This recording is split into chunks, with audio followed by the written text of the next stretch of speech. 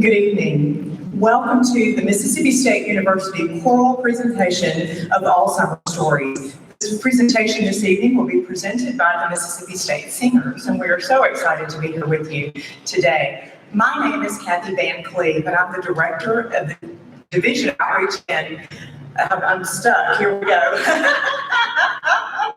Who am I? I am the Director of Education and Outreach for the Mind Center, and I am overcome with emotion to be here with you tonight for a couple of reasons. Number one, you are in for a treat. If you are here for any part of the rehearsal just a moment ago, you know we're just hold on, it's going to be a great night. The other reason for this is twofold. Like you, we're coming through the pandemic, and this is one of the first live events that we've been able to be a part of. I see we're all, seated, socially distanced, and are wearing our masks when needed, and that type of thing. And so it's so much fun to be with you for sure. The other piece of that, though, is that this is something that is near and dear to my heart. Many of you have friends and colleagues in the audience tonight, and some that are viewing on Facebook Live and other avenues in which this may or may not be streamed, I'm not sure, know that Alzheimer's is something that is close to me professionally, but also personally. My grandmother, who I called Mom, was the caregiver for her oldest sister, my Aunt Edna. And Annie lived to be, we think 94, we're not real sure. She never would tell anybody her age, as a good Southern woman does not. And I'm not going to tell you mine either. She lived with Alzheimer's disease for 13 years. My grandmother was her caregiver. And Eddie was the oldest. I believe my grandmother was towards the youngest. 4 of the 8 siblings passed with Alzheimer's disease. The last year of Aunt Eddie's life, my grandmother Mom was diagnosed with Alzheimer's as well. She lived for another 6 years with the disease. So for 19 years, on one side of my family, we lived Alzheimer's. Now, my family lived in North Carolina. I'm a Georgian by birth. I am now a Mississippian by choice. But at that time, at the time of that they were going through this, I was in college. And so it greatly affected even the schools that I applied to, because I wanted to, in my mind, be there to help my grandparents go through this terrible disease. And unfortunately, I wasn't able to be there in the ways that I had intended early on. When you're 8 years old and ready to conquer the world, no one in here knows what that's all about, do you? You work with them every day. It is for sure. Fast forward a few years after seeing my grandmother and her sister slowly progress through Alzheimer's disease. My paternal grandmother, Grandma, who I call, she had vascular dementia, and she lived another 4 to 6 years with the disease process. So this has been part of my life and my adult professional life as well. So I am thrilled to be with you today and bring a different light, I think, to this discussion. Now, with that too, I know that there are many caregivers who are here in our audience tonight, and others who will be joining us as the time for the performance actually comes about. And it's my understanding too that neighbors have pitched in to come and sit with your loved ones, and friends and family members and church members, and ultimately, you all, that is what it's all about. I know that my grandfather was able to attend church those last years of their caregiving journey simply because the ladies of the Sunday school class would end Sunday school early. They would take turns walking up the hill next door to Mom's house. One would go and sit, and Pop would run down the hill and come to church. And by that point, somebody had already taken his seat right here in the third row. You know what I'm talking about if you're a good Baptist. And he went to the balcony, and he fell asleep. And I have to tell you this, and then I'll get on into my presentation. At the time of when my grandfather actually passed first. He had a heart condition that went undetected, and never came home from a heart valve replacement surgery. And so our family was faced very quickly with some decisions to make about how to best care for my grandmother, and saw her rapid decline, and 6 months later we buried her. And I remember the new pastor that was there, and bless his heart, he came up to the podium with sticky notes all over his Bible. I'm a good Baptist, we don't do that. And I thought, what is this guy doing? And I was seething, and my husband, Brad, who's here with me tonight, had his arm around me, and I grabbed hold of his knee, and I thought, I'm going to rip this man's Bible smooth out of his hands if he doesn't hurry up. He knew, we just driven 15 hours with 2 small children, and then you go there. So he was, kind of patting here going, okay, just taking a deep breath. And I was like, what is this cat doing? He didn't know my grandparents. What is he doing? He'd only been there 6 months. Across the street from the church in the parsonage. And so, do you know, he had gone, because he knew he did not know them, he had gone around and had asked members of the community to give their best Jack and Willie stories. And so their funerals were a celebration of their life together. And y'all, they were pillars of that community. The land that church was built on was donated by my great-grandfather. It runs deep. I had to do some repentance that day, sitting on the second pew of the Mount Sinai Baptist Church in Shelby, North Carolina. I most certainly did. And what a beautiful, beautiful ceremony it was, in service and celebration of life. I say that to say that if you are dealing with this disease and you're in the first party, you're going, oh my gosh, what in the world are we dealing with? Or in the middle going, is this ever going to end? Or in the end stages going, it's okay. I want you to know that there are a group of folks who are here for you. I hope that we'll be able to share some resources ever so quickly now that I've taken a few minutes to tell you a little bit about my personal connection to Alzheimer's disease. I'm with the Mind Center. I do have my dream job, just in case you wanted to. Memory impairment and neurodegenerative dementia. Do you see why we changed it to Mind Center? We are a national leader in Alzheimer's research and dementia clinical care, and we're backed by the state's only academic medical center. So not only are we doing research, we are providing clinical services for people experiencing memory loss. We became a comprehensive center in 2015 with the threefold mission of research, healthcare, and education. I want to talk to you just a minute about those, or maybe a few, maybe 15-ish. I'm looking at that clock. We were launched in 2010 and celebrated 10 years last year in 2020.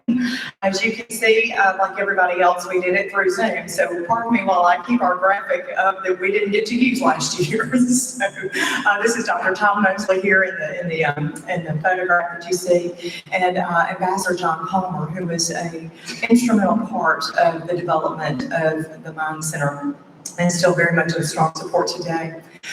This team, this is the then and now. Then there were about 8 to 10 individuals that were part of that team, the physicians and researchers who are leading research. We just had some publications even in August. The gentleman down the hall from me, a new article that was published, and so it was a great celebration. I came in and everybody was jumping all over the place. I was like, what is this? And Dr. Sullivan's article was posted and published. I was like, wonderful, I love it. So this is just a fraction of our team now that includes people from our research side, our clinical teams, and our educational teams.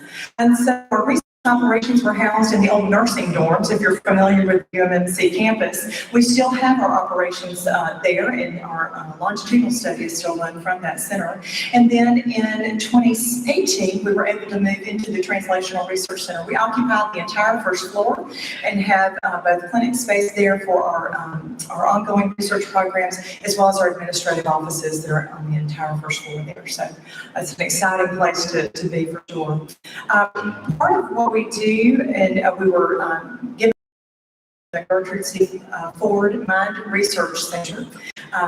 We received a very healthy endowment for that space from the Gertrude C. Ford Foundation, and named that space in that honor. And then you can see our donor wall there in the back part. I think there's another photo in just a moment that shows that as well. So in our research mission, we are looking to really research the causes and treatments for Alzheimer's disease and related dementias. We do that through a variety of things, from genetic testing to imaging, clinical studies, and population studies. I want to talk with you too, ever so briefly, because you will see more about it. I know we have some folks that are from the Starkville area, but we also have parents and family members who may be from the Jackson area. The Mind Center Mayo Clinic Study of Aging is something you'll hear more about in the coming months. Most likely this spring. We did have to put those recruitment efforts on hold through the pandemic, as did everyone else, but we're looking to bring that back up. This is going to be a new population study in collaboration with the Mayo Clinic. We'll be recruiting over 4,000 participants from a variety of backgrounds, age 55 and older, and from the Hines, Rankin, and Madison County areas. So if that's something that you're interested in, feel free to stop by my table and fill out one of our research cards, and we'll make sure that we get that information to you. So we'll be looking at risk factors and indicators and focus on healthy aging as well. So it's an excellent partnership. Our healthcare mission, and I have to acknowledge Dr. Mark Meeks, who did retire this year, and I must say this is an actual patient with permission. Her photo is used in our promotional and educational events like this. And in our healthcare mission, we're basically working with people who may be experiencing memory loss, or they just want to make sure everything's working like it's supposed to. You can actually self-refer to the Mind Center Clinic, which is unique to our center, and we'll take a multidisciplinary approach in that care. So they are going to, with our Mind Center Clinic, we do see patients in 3 different areas, and the University Pavilion, which is on the UMC's campus, University Physicians, which is across the road, and then River Chase as well, in the Grants Ferry location. So in that Mind Center initial diagnostic exam, if you will, it's not 7.5 minutes that you get with a physician typically. It takes anywhere from 60 to 90 minutes for a comprehensive exam, and we're looking at several things. We're going to do that interview with the patient and the family member. If you have a patient or a family member that's experiencing memory loss, let me just say this, it's a good idea to just have another person join them in those physicians' visits, whether you're at the Mind Center or not. It's just a good practice anyway. 2 people, you can have come tonight, hopefully with someone, and you'll hear things differently, even in tonight's presentation. There are things that you're going to hear differently in the physician's office. And if someone's experiencing memory troubles, then they're going to need someone else to help kind of interpret what's being said as well.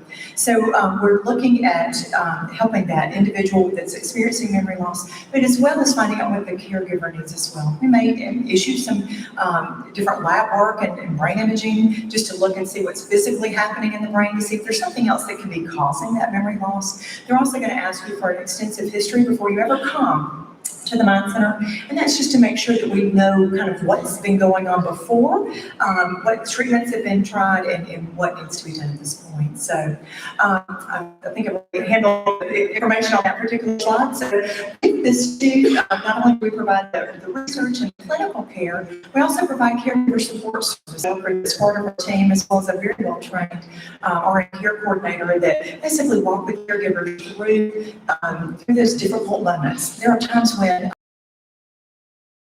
for that question. So I have to find out what those resources are myself.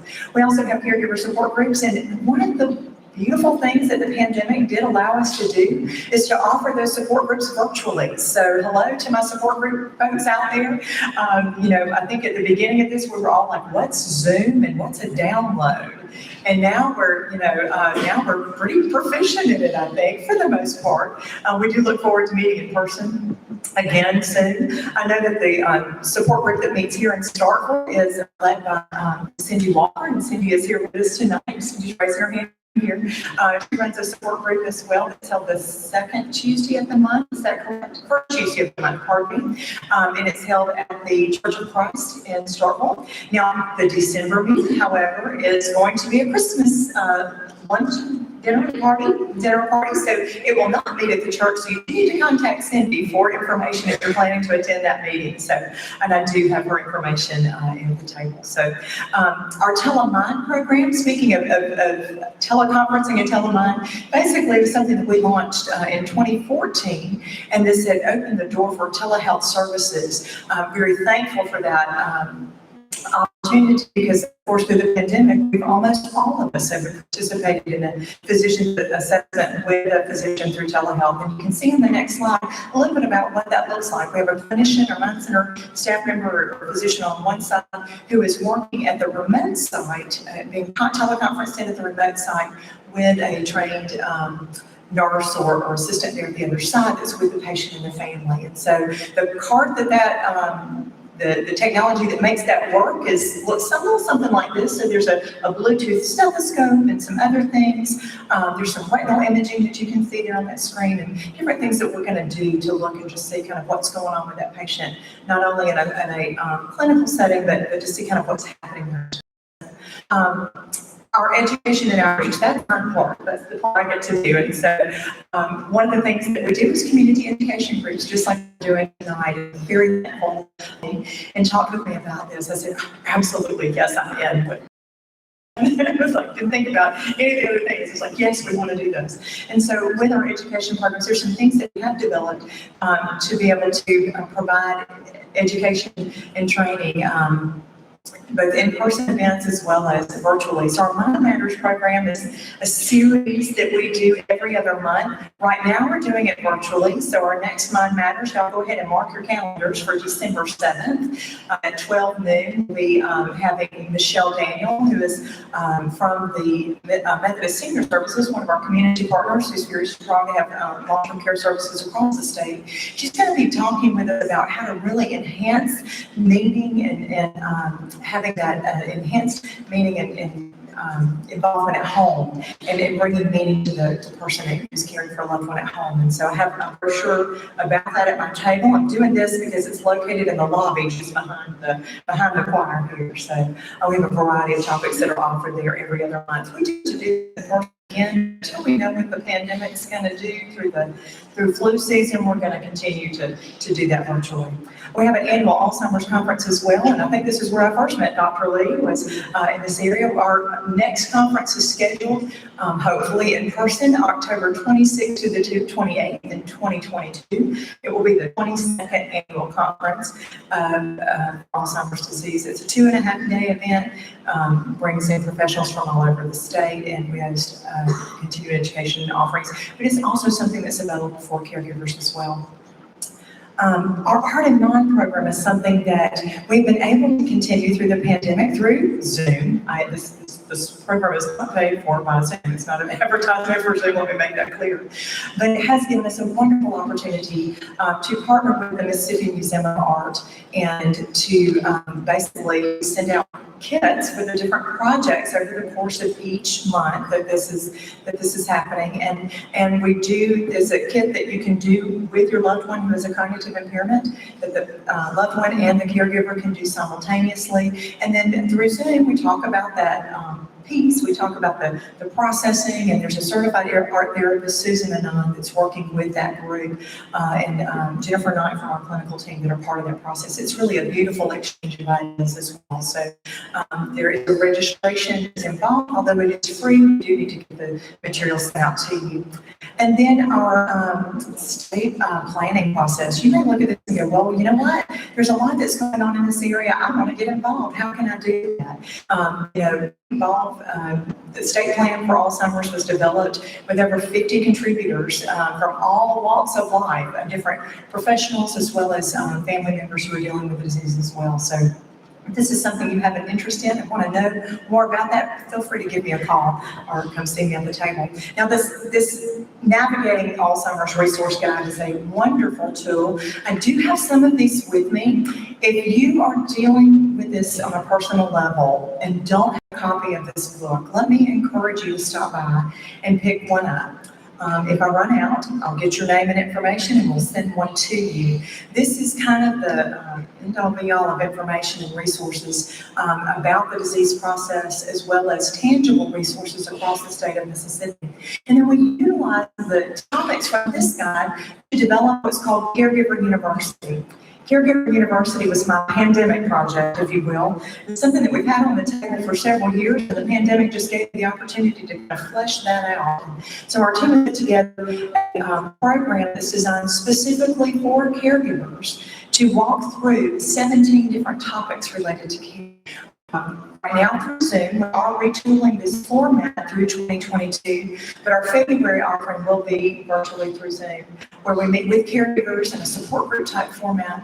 We meet with a professional on the other side who is walking through those specific topics with us, and we talk about everything from how to get that diagnosis to what to do at the end of life. And so if that's something that you're interested in, stop by my table. Fundraising initiatives. There are several things that we did in the Jackson area. We were known to bring in those concerts. And so we had the opportunity to be part of Glenn Campbell's farewell tour, which is featured in the documentary I'll Be Me. Ending our last concert was with Cindy Lauper, whose mother actually has Alzheimer's disease, and she's been very public about their struggles there as caregivers. We also have the Sante South, the wine region event that will be coming up in the spring. And so for our donors and our donor appreciation wall, you can see this here to be presented on the wall. Those donors represent at our base level is cumulative donations of $10,000 and it progresses throughout the center there. The art wall was designed by a local artist and really is designed to highlight those synapses. And so very quickly, I want to talk to you about one more initiative, and then I'll give you some helpful hints, and then we're going to turn it over to what you came here for. Our Mind Center card tag. To do a specialty tag, okay, number one, we have lots of wonderful causes in Mississippi. We are the most philanthropic state, and our license plates are proof of that. But to be able to have that tag, you have to pre-sell 300 tags. So we have received some donations from a couple of different donors to cover the cost of the production of those tags. We just need 300 people to sign up, and we're almost there, but we're not quite there. So if you don't have a specialty tag and aren't just loving the one that you have, we would encourage you to stop by, pick up this form.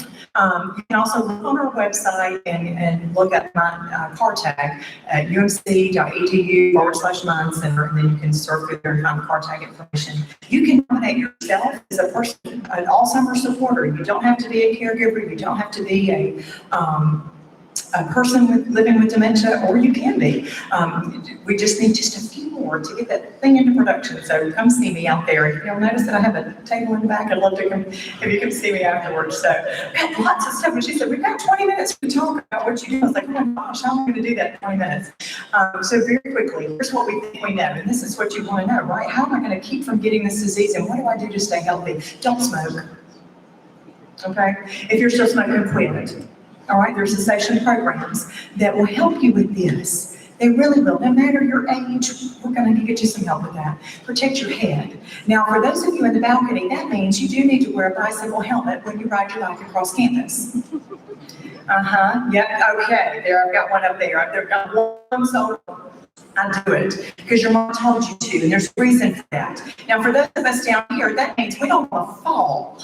Right? Let's get real about it. People are worried about fracturing a hip. I'm worried about hitting my head. Okay? My hip will figure out what to do. My hip is the thing that I'm worried about.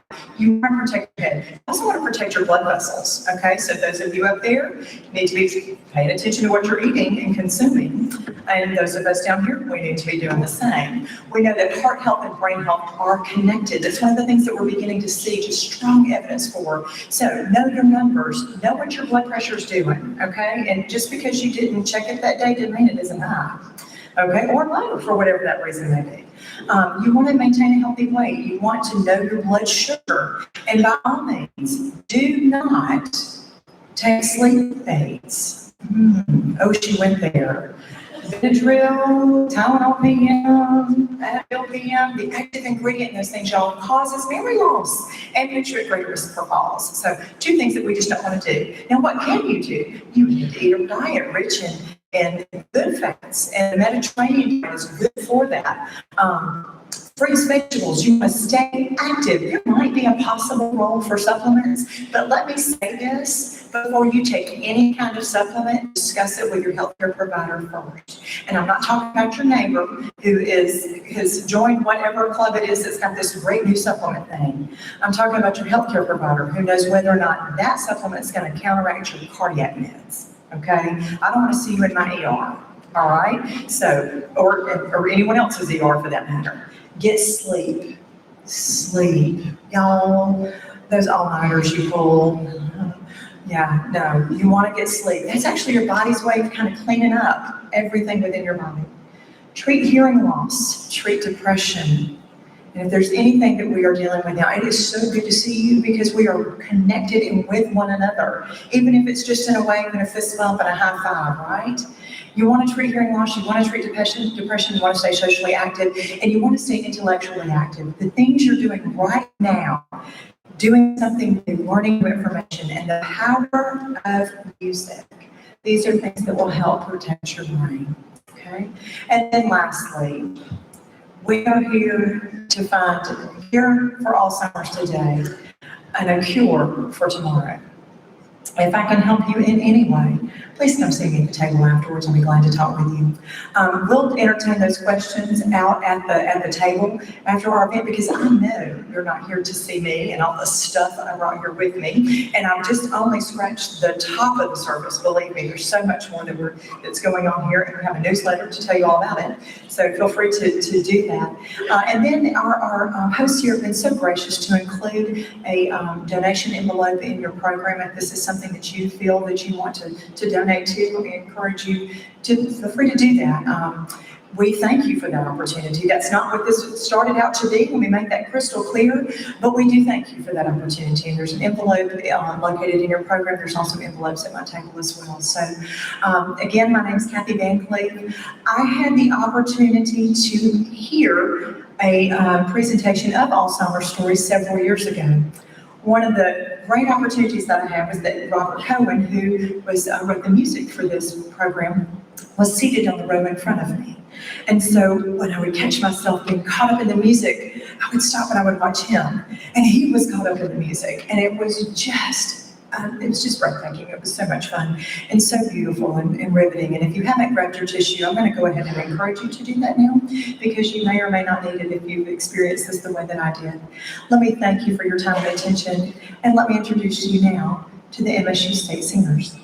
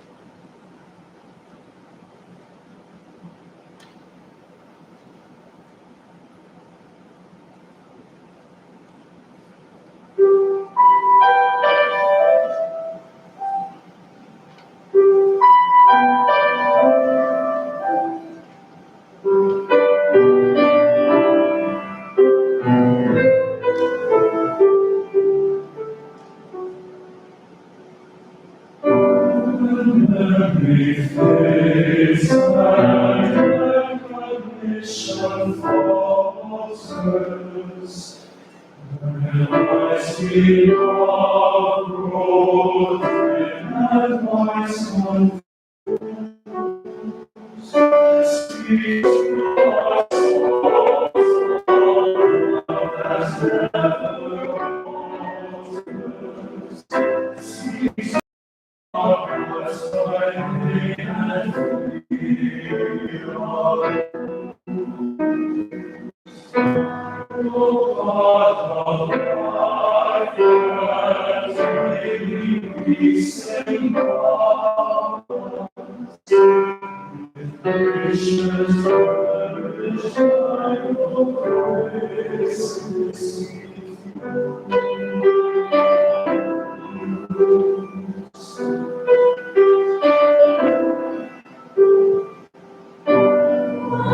every praise and recognition falters. As we love the rose in my son, speak to us,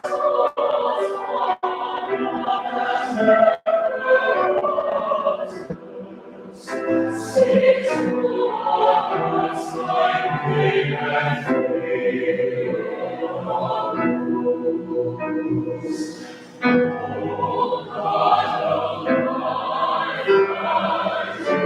peace and love.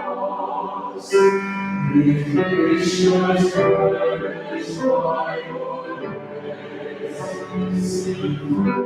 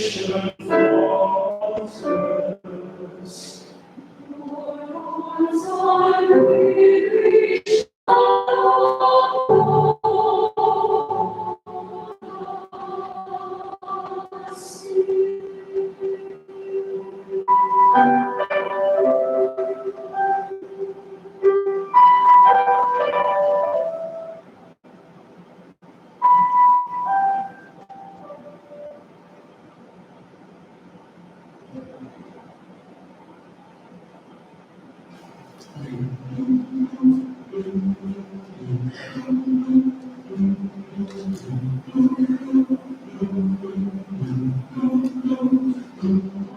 sitting here wanting somebody to teach me to see and beauty through my own eyes. I am sitting here wanting somebody to teach me to see and beauty through my own eyes. You used to rock me in the cradle of your arms. You said you'd hold me till the day night were on. You said you'd comfort me in times of need, and now I need you, and now I need you. But you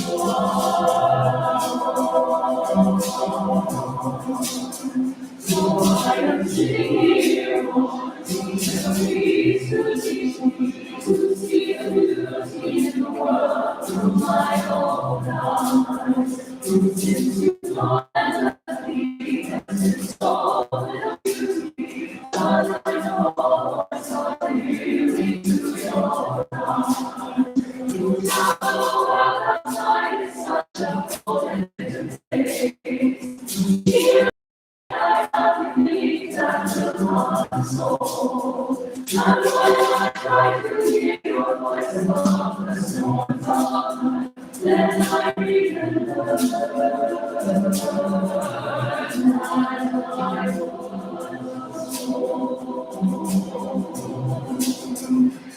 I am sitting here wanting memories to teach me to see the beauty in the world.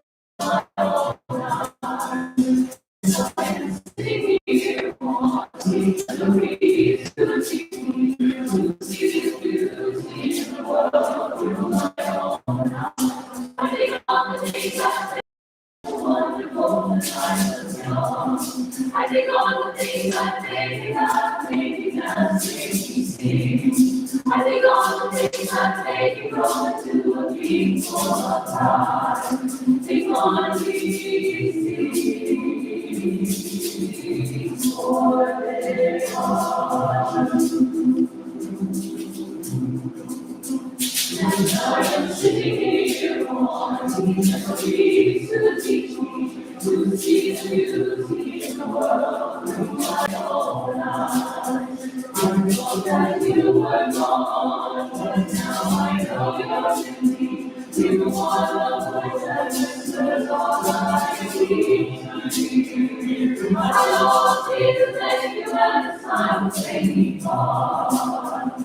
I know that I am you and you are me and we are one. I know that who I am is not burning great ocean. I know that I can trust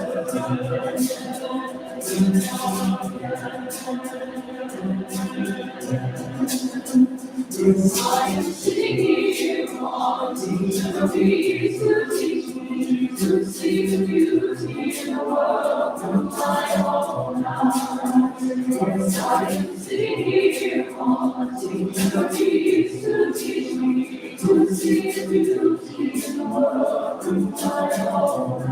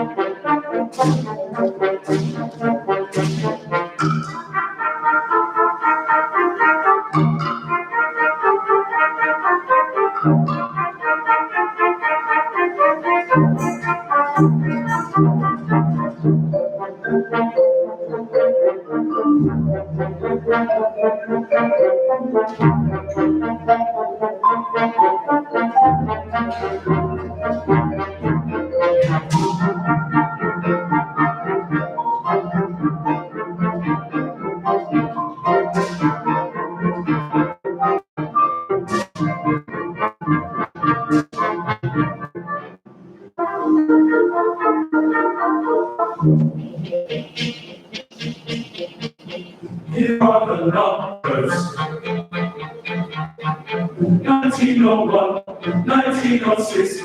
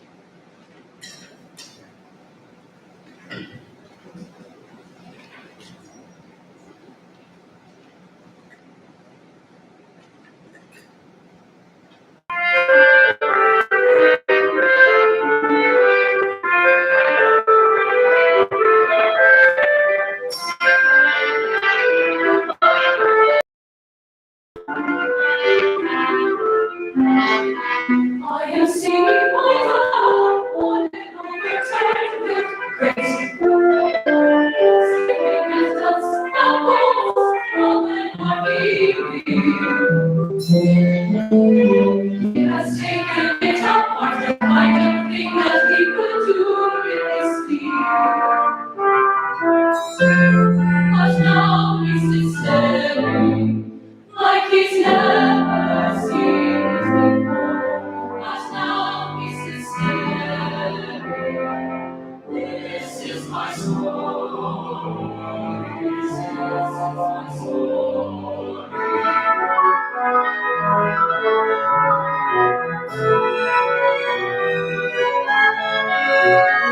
I am riding with my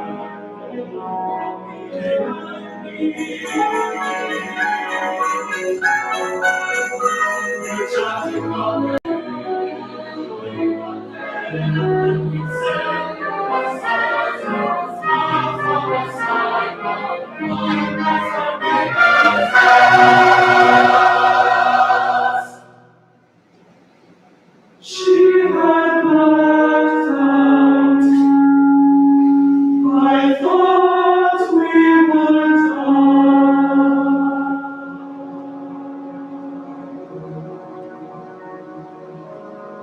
I say, Mom, you can try.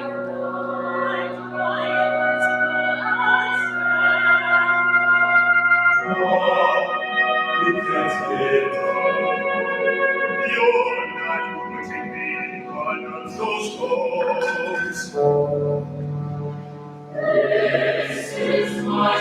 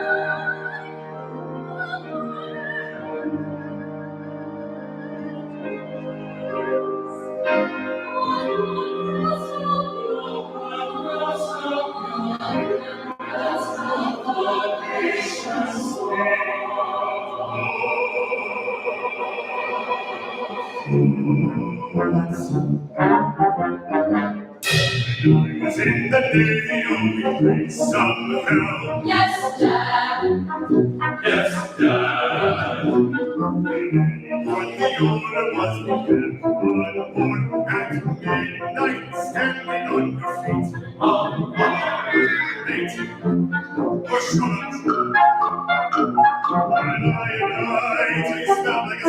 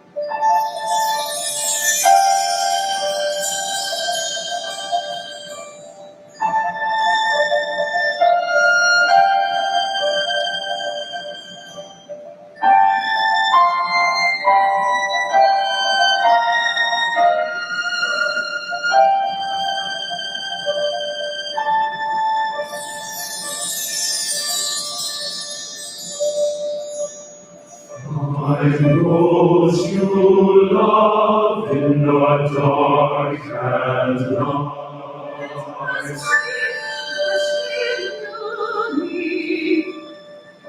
She looks at me and knew me.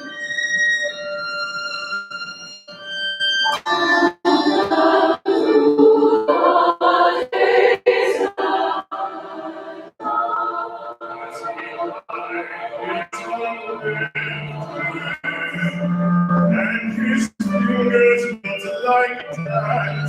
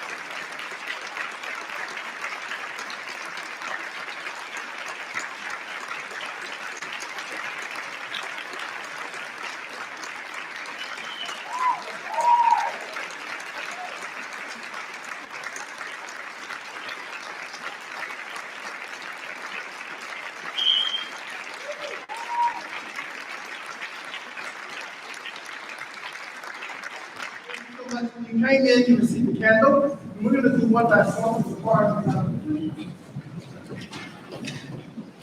we want to ask that you light the candle.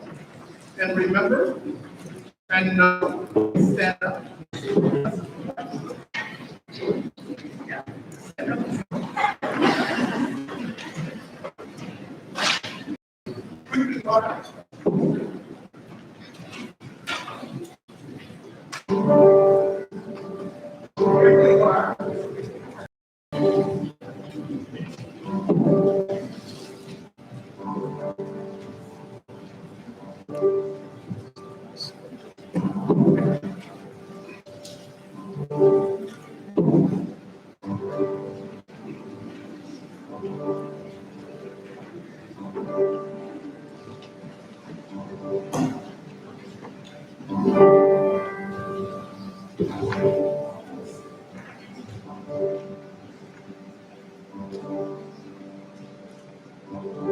Amazing grace and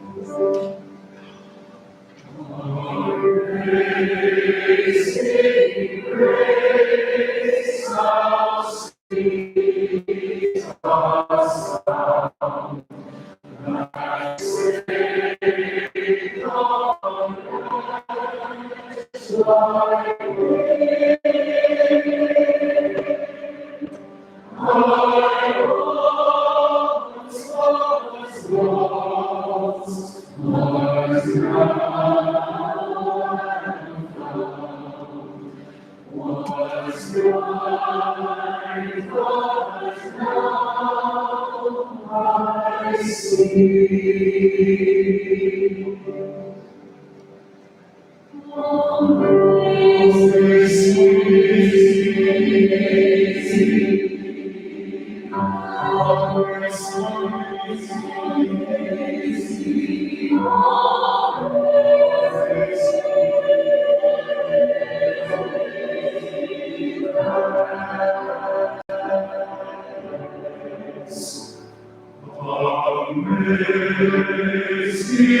grace, how sweet is the sound that saved a